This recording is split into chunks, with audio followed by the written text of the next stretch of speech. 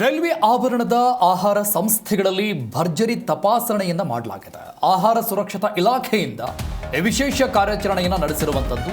ಆಹಾರದ ಗುಣಮಟ್ಟ ಮತ್ತು ಸುರಕ್ಷತೆ, ಸಂಗ್ರಹಣೆ ಮತ್ತು ಅದರ ಲೇಬಲಿಂಗ್ ಈ ಎಲ್ಲ ವಿಚಾರಗಳ ಬಗ್ಗೆ ಕಾರ್ಯಾಚರಣೆ ನಡೆದಿದೆ. ಆಹಾರ ತಯಾರಿಕಾ ಕ್ರಮಗಳ ಕುರಿತು ಅಧಿಕಾರಿಗಳು ಪರಿಶೀಲನೆಗೆ ಮುಂದಾಗಿದ್ದಾರೆ. ವಿಶೇಷ ಅಭಿಯಾನದಲ್ಲಿ 36 ರೈಲು ನಿಲ್ದಾಣಗಳ ಪರಿಶೀಲನೆಯನ್ನು ಮಾಡಲಾಗಿದೆ.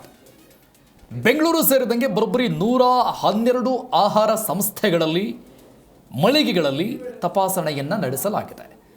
ಆಹಾರ ಪದಾರ್ಥಗಳಲ್ಲಿ ಅನುಮತಿ ಇಲ್ಲದ ಕೃತಕ ಬಣ್ಣ ಬಳಕೆ ಪತ್ತೆ ವಿಚಾರ, ಜಿಲೇಬಿಯಲ್ಲಿ ಹಳದಿ ಬಣ್ಣ ಹಾಗೂ ಈ ಖೋವಾ ಪೇಡಾದಲ್ಲಿ ಗುಲಾಬಿ ಬಣ್ಣ ಬೆರೆಸೋದು, ಹಾವೇರಿ ರೈಲು ನಿಲ್ದಾಣದಲ್ಲಿ ಅವಧಿ ಮೀರಿದ ನಂದಿನಿ ಮೊಸರು ಪತ್ತೆಯಾಗಿದೆ.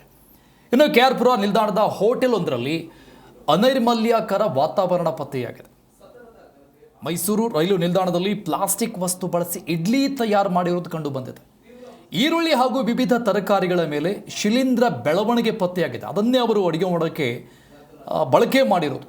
ಈ ಹಿನ್ನೆಲೆಯಲ್ಲಿ ಭರ್ಜರಿ ಕಾರ್ಯಾಚರಣೆಯನ್ನು ನಡೆಸಿರುವಂಥದ್ದು ಆಹಾರ ಇಲಾಖೆಯ ಅಧಿಕಾರಿಗಳು, ಸುರಕ್ಷತಾ ಅಧಿಕಾರಿಗಳು. ಆಹಾರ ಸಂಗ್ರಹಣೆಗೆ ಸೂಕ್ತವಲ್ಲದ ಪ್ಲಾಸ್ಟಿಕ್ ಬಕೆಟ್ಗಳಲ್ಲಿ ಚಟ್ನಿ ಸಂಗ್ರಹಿಸಿರೋದು ಪತ್ತೆಯಾಗಿದೆ.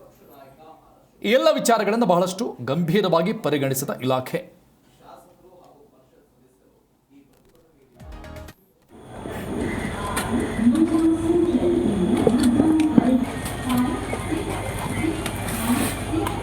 इधर कैप्स कर नहीं तरह